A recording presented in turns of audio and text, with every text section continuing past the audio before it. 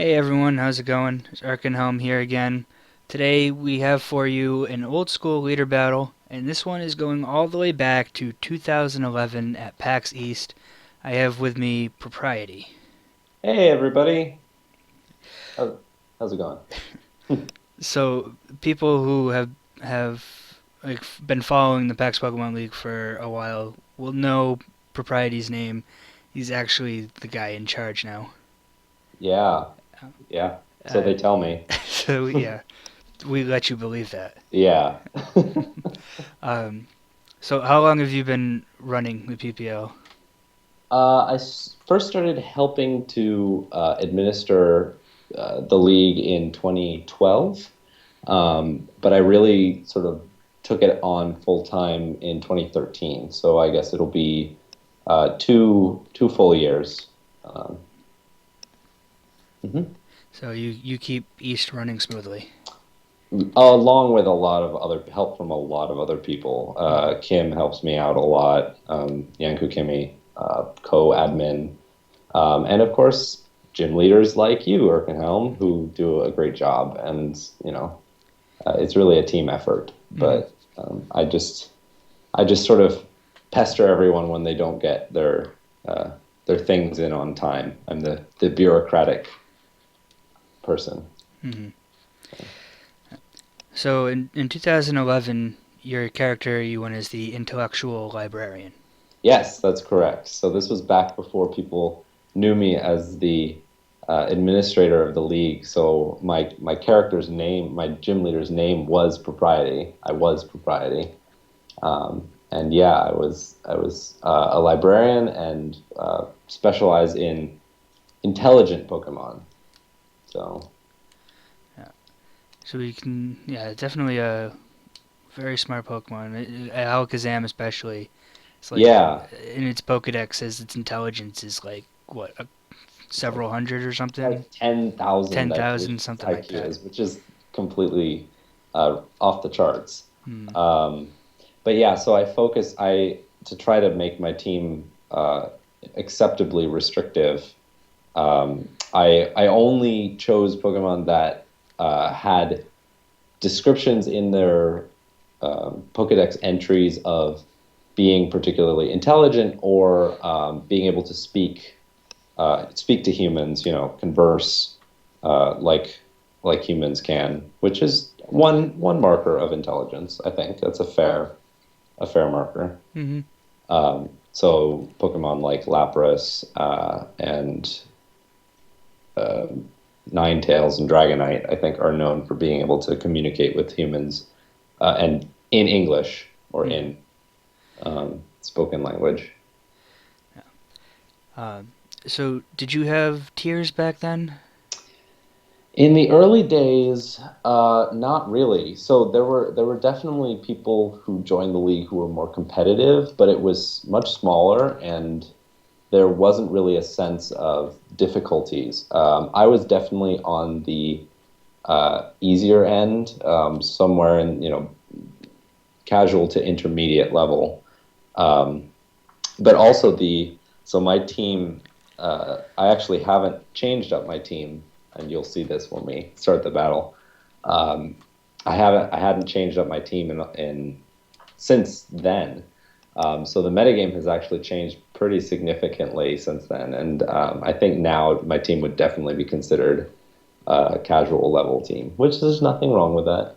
Yeah. I mean, you But do definitely have some powerful Pokemon on there. yeah, Um, though I think now the way that those Pokemon are used has changed a little bit, and they've gotten more powerful with some of their changes to their move sets and mhm. hold items that are now available. Right. So yeah. I know, especially Dragonite changed drastically with its Oh yeah. multi-scale ability, Yeah, that's a big deal. and of course you get the megas. Yep. There's a surprising number of Pokemon on this team.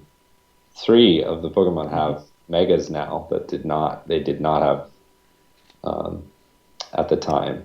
So All right. Well, let's get this replay started. We can sure. see your team in action.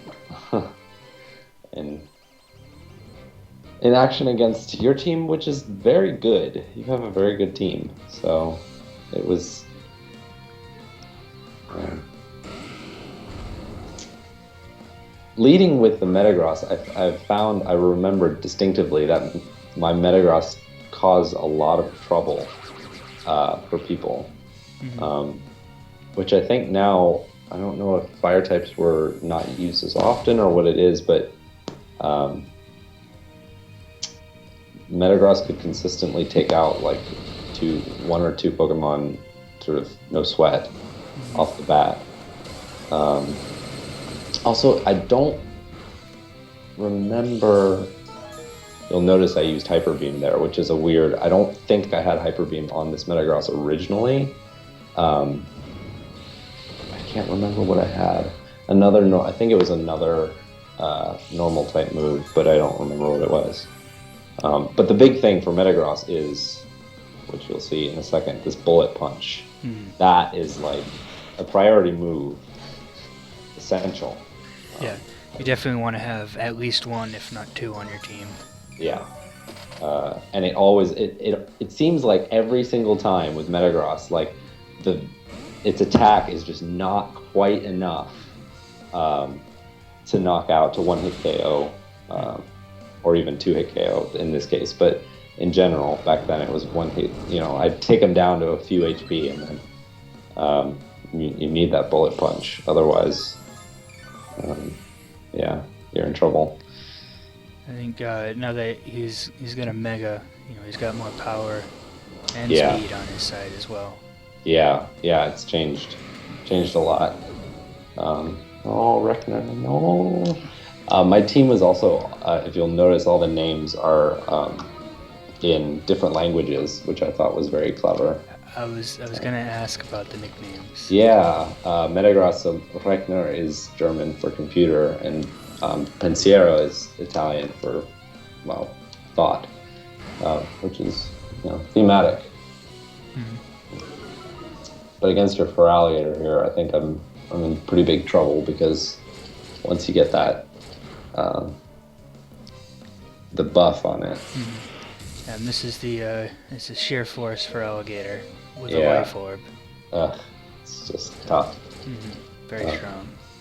yeah, the Thunderbolt on the Lapras, I like that move. I find that useful in a lot of situations. Hmm. That Lapras has Ice Beam and Thunderbolt, and it's a helpful Hmm. set.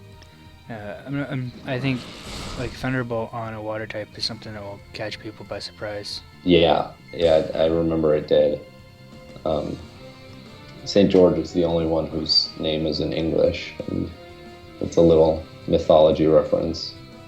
St. George, of course, being the one in Arthurian legend who slayed the dragon, but Dragonite is himself the dragon. Hmm.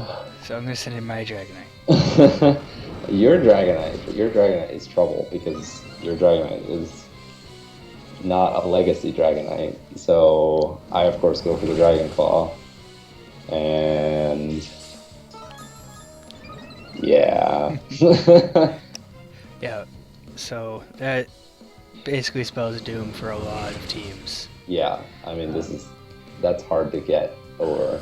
yeah, I had the same situation the other day in a battle, and I finished off 5 Pokemon with Dragonite. Yeah. I even one-shotted a Dragonite through multiscale. Ugh. Ugh. Terrible, but great. That's a great, like, It's great for me, not so much yeah, for it's you. great for you. Suerte, which is Spanish for luck, which I thought was ironic in terms of the um, Absol being known for having bad luck. Mhm. Um, and then I wish this Ninetales. I was very proud of this Ninetales moveset. So I had to. It took a significant amount of breeding, but this Ninetales actually had hypnosis, um, kitsune, which is Japanese for fox, of course. Hypnosis and energy ball, a grass type move, Mhm. which was again a nice surprise for people at the time. Hypnosis on Ninetales is, I think, how did I do it? You have to breed it through like a Stantler. I think you have to breed through a Stantler. Yeah, Hmm. which was tricky. I think, But yeah, so I think the main thing now Ninetales has is the drought hidden ability. yeah, So you're gonna see probably some solar beams on it, yep. which are more powerful than the Then which the is grass nod, you said, or energy energy ball. ball. Energy ball. Yeah, Yeah. yeah. It's not really. It's if you've got the drought. Yeah, it's solar beam is the way to go. Hmm. So again, not available at the time I built this team. So Right.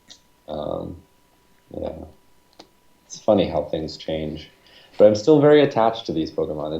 It's funny. I carry them forward in like the games and stuff, and they do pretty well in game, obviously. Hmm. But I'm very attached to them. Yeah.